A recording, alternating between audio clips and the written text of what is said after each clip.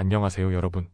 오늘의 흥미로운 영상 내용은 엔비디아와 애플의 시가총액 경쟁, AI 수요가 주도하는 주식시장, 그리고 채권 수익률 상승, 주식시장에 미치는 영향은? 에 관한 것입니다. 우선 좋아요 버튼을 누르고 채널 구독 및 알림 설정 또 잊지 마세요. 여러분의 관심과 지지가 저희에게 큰 힘이 됩니다. 첫 영상은 월스트리트 저널에 실린 흥미로운 소식을 바탕으로 엔비디아와 애플의 치열한 시가총액 경쟁에 대해 이야기해 보겠습니다. 특히 이번 주가 상승의 주요 요인으로 작용한 인공지능 AI 관련 뉴스도 함께 다룰 예정이니 끝까지 시청해주세요.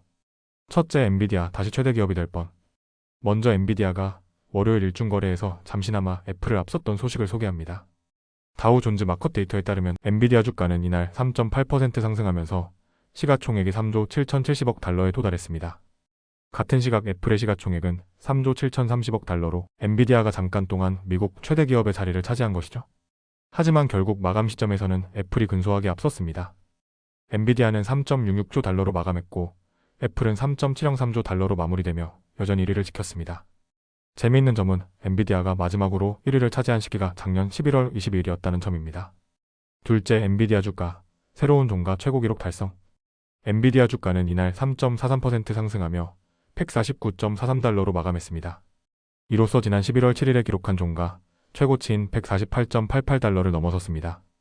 참고로 엔비디아의 역대 일중 최고가는 작년 11월 21일에 152.89달러였습니다.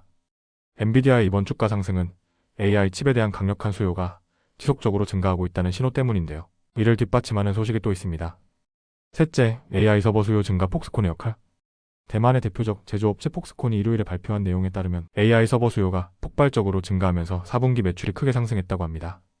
특히 폭스콘은 멕시코에 세계 최대 규모의 서버 제조시설을 건설 중이며 이곳에서는 엔비디아의 GB100 슈퍼칩이 사용될 예정입니다. 시장조사기관 TRNDFORC에 따르면 AI 서버 산업의 가치는 작년 2,050억 달러에서 올해 2,980억 달러로 성장할 전망이라고 합니다. 더욱 놀라운 것은 2025년에는 AI 서버가 전체 서버 시장의 70% 이상을 차지할 것이라는 예상입니다. 넷째, CES 2025 젠슨 황해 발표. 이번 주 중요한 이벤트 중 하나는 라스베이거스에서 열리는 CES 기술 박람회입니다. 엔비디아의 CEO 젠슨 황은 월요일에 기조 연설을 통해 새로운 제품과 기술을 발표할 예정인데요. 업계에서는 루빈이라는 차세대 GPU와 AI 관련 신제품이 공개될 것으로 기대하고 있습니다. 트루이스트 증권의 분석가 윌리엄 스타인에 따르면 엔비디아가 이번 행사에서 AI 중심 PC용 중앙처리 장치 CPU를 발표할 가능성도 있다고 합니다. 다섯째, 다른 반도체 기업들도 주목받다. 이번 엔비디아 주가 상승과 함께 다른 반도체 기업들도 긍정적인 흐름을 보였습니다. AMD는 이날 3.4% 상승했고 브로드컴은 1.1% 상승하면서 시장의 관심을 끌었습니다.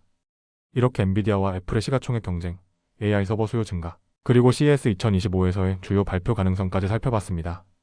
AI 관련 산업이 앞으로도 얼마나 더 성장할지 정말 기대되는데요. 여러분은 어떻게 생각하시나요?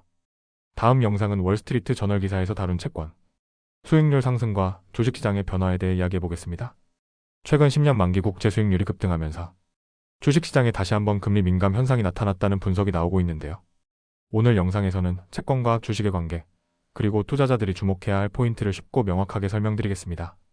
첫째, 채권 수익률 상승과 주식시장의 관계. 최근 10년 만기 미국 국채 수익률이 4.6%를 넘어섰습니다. 채권 수익률이 오르면 주식시장에는 부담이 될 수 있는데요. 이유는 간단합니다. 채권 수익률이 높아지면 투자자 입장에서 주식보다 채권이 더 매력적인 투자 수단이 되기 때문이죠.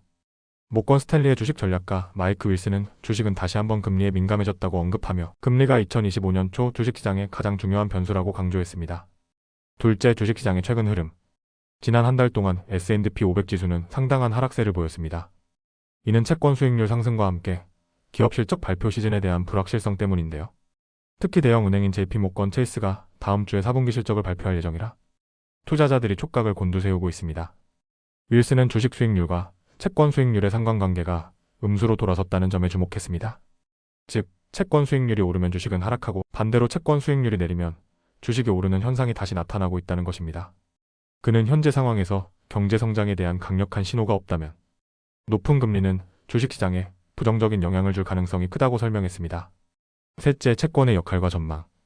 뱅가드의 채권 상품 책임자인 제프 존스는 채권은 주식 평가가 정상화되거나 주식 수익률이 낮아질 때 강력한 보험 역할을 할 수 있다고 말했습니다. 그는 향후 10년 동안 채권 수익률이 4.5%에서 5% 사이에 머무를 것으로 예상했으며 같은 기간 주식 수익률은 3%에서 5% 사이로 예측했습니다. 존스는 현재처럼 금리가 높은 상황에서는 채권이 투자 포트폴리오에서 매우 중요한 역할을 할 수 있다고 강조했는데요. 특히 단기적으로 금리 변동을 예측하고 타이밍을 맞추는 것은 어렵지만 중장기적 관점에서는 더 높은 금리로부터 이익을 얻을 수 있다고 설명했습니다. 넷째, 투자자들이 주목해야 할 점. 현재 시장에서는 인플레이션 통제와 경제 성장 여부가 가장 중요한 변수로 작용하고 있습니다. 패섯의 최고 투자 책임자인 톰 크래프는 인플레이션이 통제된다면 채권 수익률이 4.8%에서 5% 사이로 변동하더라도 크게 우려할 필요는 없다고 말했습니다. 하지만 만약 인플레이션 압력이 다시 커진다면 금리가 더 오를 수 있고 이 경우 주식시장의 변동성이 커질 가능성이 있습니다. 따라서 투자자들은 1월 15일 발표될 소비자 물가지수 CPI와 금요일에 나올 미국 고용 보고서에 주목할 필요가 있습니다. 다섯째, 양질의 주식에 집중하라. 윌슨은 최근 금리 상승으로 인해 재무 구조가 튼튼한 기업들이 더 좋은 선택지가 될 수 있다고 언급했습니다. 금리가 오르면 부채 비율이 높은 회사들이 더 큰 타격을 받을 수 있기 때문에 투자자들은 상대적으로 레버리지가 낮고 재무 상태가 양호한 기업에 집중할 필요가 있습니다. 이렇게 채권 수익률 상승이 주식시장에 미치는 영향과 투자 전략에 대해 살펴봤습니다. 앞으로도 경제지표와 기업 실적 발표가 시장에 큰 영향을 줄 것으로 보이는데요. 여러분은 어떻게 생각하시나요? 오늘은 여기까지입니다. 다음 영상에서 더 유익하고 흥미로운 내용으로 찾아뵙겠습니다. 이 영상은 투자 의견이 아닙니다. 매우 감사합니다.